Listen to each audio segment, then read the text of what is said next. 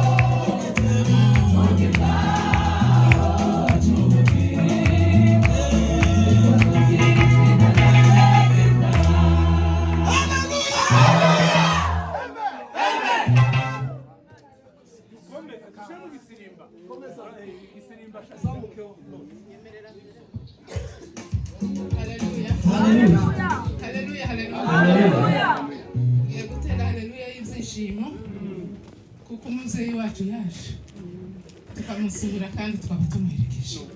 Imana ishimwe, Imana ishimwe, Imana ishimwe.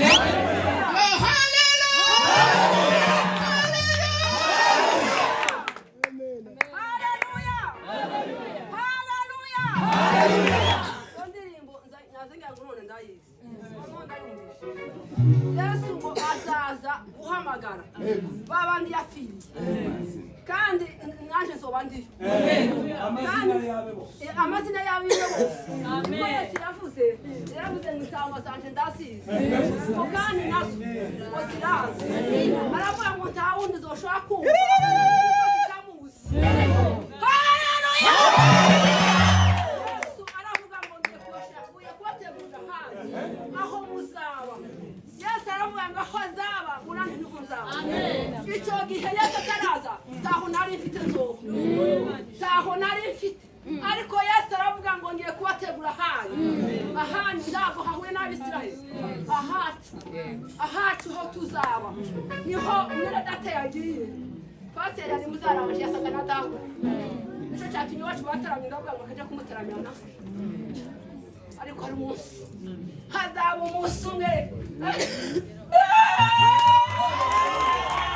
Hallelujah. Amen. Hazaba igitondo kimwe, hazaba igitondo gihoraho, hazaba igitondo cyacu kizagira kigashira, ariko icyo gitondo kizohoraho. Tuzobabona bazatwara zose zazindi muzozandike, mwebwe mwise muzozandike, abantu abuzuku banyu bazabamenya. Kandi iki kintu icyo bakurikiye tikizoshira, tikizoshira tikizibagirana. Yesu yadusigiye ikanisa, Yesu waje agasiga itorero, Yesu yagize neza, yasize ikanisa. Yesu nukwiye gushaka ikanisa ntabwo zidafite ibyiringiro, ariko Yesu yasize ikanisa adusigira ibyiringiro. Hari umunsi tuzomubona umwumvira itorero. Haleluya! Haleluya! Haleluya! Reka tube nk'abasirimbaga, sibyo? Dusura ako kantu. Amen.